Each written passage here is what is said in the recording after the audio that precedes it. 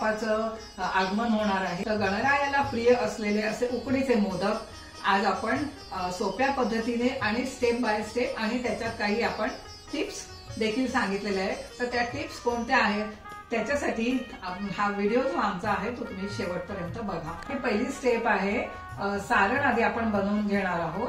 तर त्याच्यासाठी लागणारं साहित्य हे मी 1.25 कप तांदूळ पिठी घेतलेली आहे. त्यानंतर जेवढं तांदूळ पिठी घेतलेली आहे तेवढ्याच प्रमाणात मी इथे दूध आणि पाणी हे अर्ध अर्ध मिक्स करून घेतलेलं आहे. म्हणजे 1.25 वाटी तांदूळ पिठी सुवासिक आणि 1.25 वाटी पाणी आणि दूध याचं मिश्रण. सगळ्यात आधी सारण करून घेते. तर थोड्याशा तुपामध्ये मी इकडे 1 ते 1.5 मोठी वाटी ओलं खोबरं घेतलेलं आहे ताजं.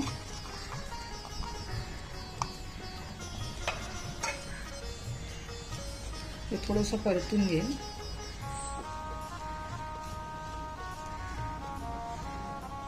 ह्यात मी चिरलेला गूळ घालून घेते.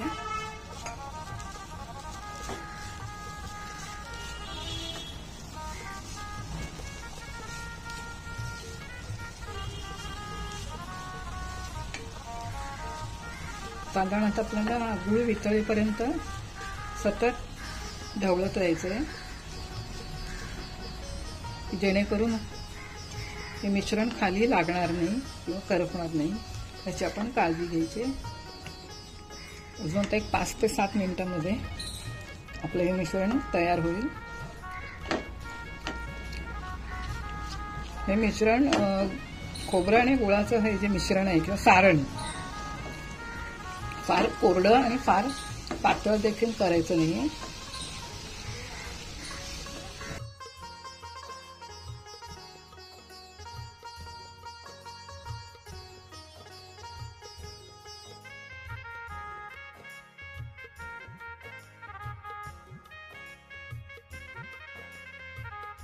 व्यवस्थित वितळलेलं आहे. गुळ खोबऱ्याचं सारण आपलं हे तयार झालं आहे. आता 1-2 मिनिटं, फक्त 2 मिनिटांनी मी हे एका भांड्यात काढून थंड करायला ठेवते.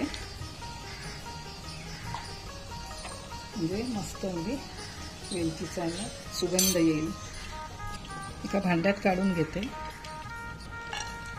छान क्रंचीनेस तुपात परतून घेतल्यामुळे त्याला छान क्रंचीनेस येईल.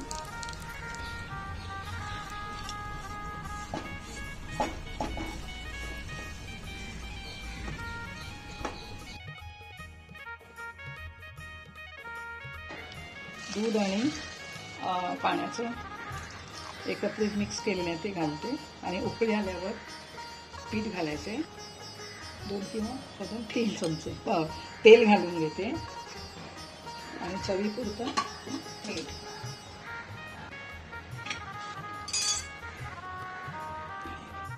आता इथे आपलं पाणी आणि दुधाला छान उकळी आलेली आहे. तर यात मी हळूहळू पीठ घालून घेते. एवढं काळजी घ्यायची आहे की याच्या गुठळ्या होता कामा नये.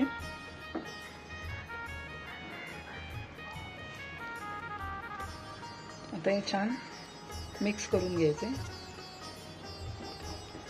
तुम्ही उलथण्याने किंवा आपल्या जे लाटणं असतं त्याच्याने देखील छान ढवळून घेऊ शकता. ते छान मिक्स करून घेतलंय. आता याच्यावरती झाकण ठेवायचे. 5 मिनिटं वाफ काढून घेते. तर मी इथे गॅस बंद केलाय आणि 5 मिनिटासाठी उकळ थंड होऊ देईन. तर पीठ मी एका परातीत घालून घेते. छान मळून घेऊ शकता, म्हणजे हात भाजणार नाही. थोड्या वेळाने मग जरा साधारण थंड झालं की हाताने व्यवस्थित मळून घेऊ शकता. पण जेवढं आपण हाताने पीठ मळणार तेवढं वाटीने मळलं जात नाही. तेल आणि हाणी या साह्याने आपण हे पीठ छान मळून घेऊ.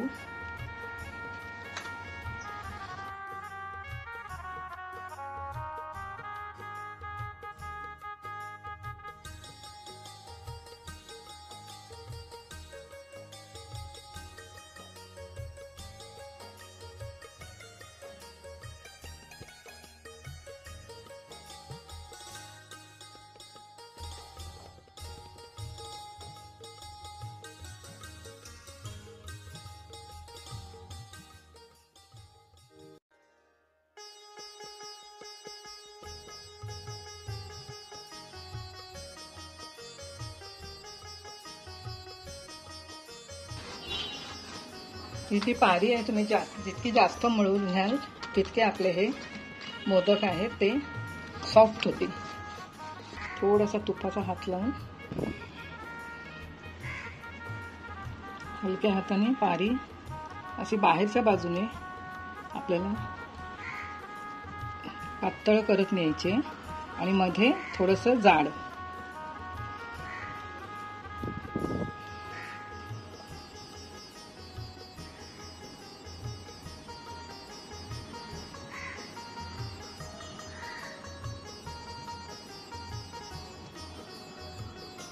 तेवढी पारी आपल्याला जितकी पातळ करता येईल तेवढी पातळ करून घ्यायचे म्हणजे मोदक खायला छान लागतात. आता ह्याला आधी मी कळ्या पाडून घेते. तुम्ही कळ्या आधी सगळ्या करून घेऊन मग नंतर सारण भरलं तरी चालेल किंवा आधी सारण भरून नंतर कळ्या पाडल्या तशी पद्धत देखील करता येते.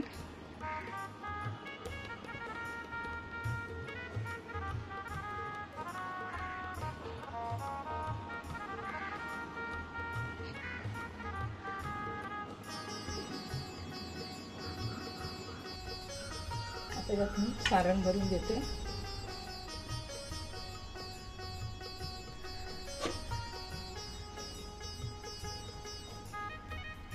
तर मोदक गोल गोल फिरवत आपल्याला ह्या ज्या कळ्या आहेत किंवा हे एकत्र आणायचे.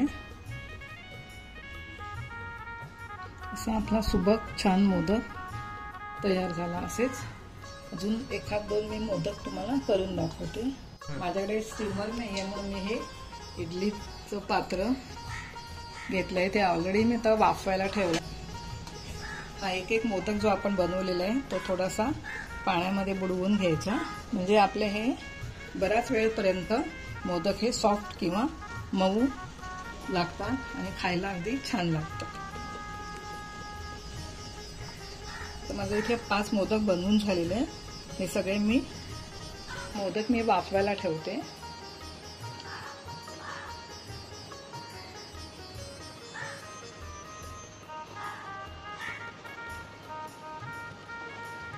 आणि त्यानंतर आता आपल्याला सजावटीसाठी म्हणून तुम्ही एक केशरचं काडी लावून घेते म्हणजे वाफवून झाले की छान त्याचा कलर देखील येईल आणि डेकोरेशनसाठी दिसायलाही छान दिसेल. मोदक वाफवून घेऊया. तोपर्यंत मी बाकीचे मोदक करून घेते.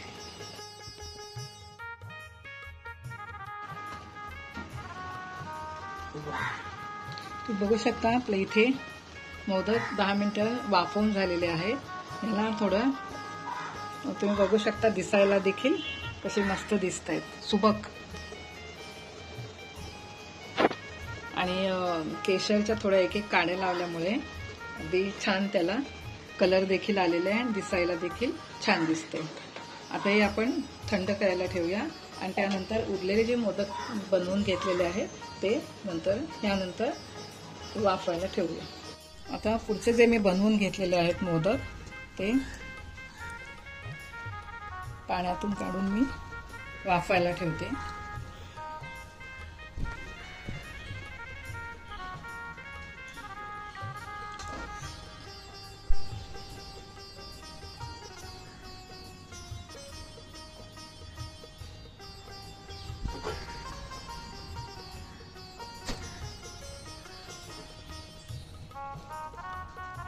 आता यावर परत मगाशी जसं दाखवल्याप्रमाणे किंवा केल्याप्रमाणे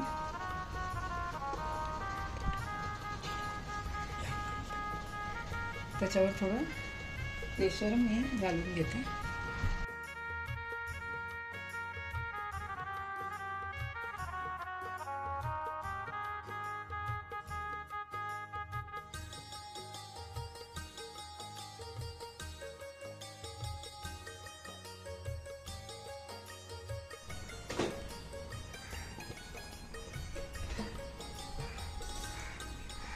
मोदकाचा हा दुसरा घाणा झालेला आहे. तुम्ही बघू शकता कसे मस्त छान दिसतंय.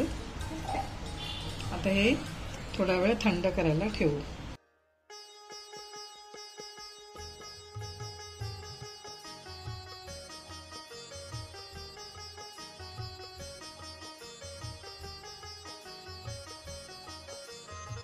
खवय्यांनो पाहिलं ना किती अगदी सोप्या पद्धतीने वाटतं की उकडीचे मोदक आहेत कसे बनवायचे आपल्याला जमतील का, पण ह्या ज्या तुम्ही स्टेप्स आहेत ह्या जर तुम्ही व्यवस्थित फॉलो केल्या तर तुमचे उकडीचे मोदक मस्तच होतील आणि अगदी सगळ्या आप्तस्वकीयांना किंवा तुमच्या घरी दर्शनाला येणाऱ्या गणरायाच्या दर्शनाला येणाऱ्या लोकांना खूपच आवडतील. तर आमच्या स्वादिष्ट मराठी किचनचे असेच तुम्ही व्हिडिओ बघत राहा आणि आमच्या चॅनलला सबस्क्राईब करा, लाईक करा आणि कमेंट्स करा आणि व्हिडिओ आवडल्यास आपल्या आप्तस्वकीयांना किंवा आपल्या तुमच्या फ्रेंड्स मित्रमैत्रिणींना नक्की शेअर करा. धन्यवाद.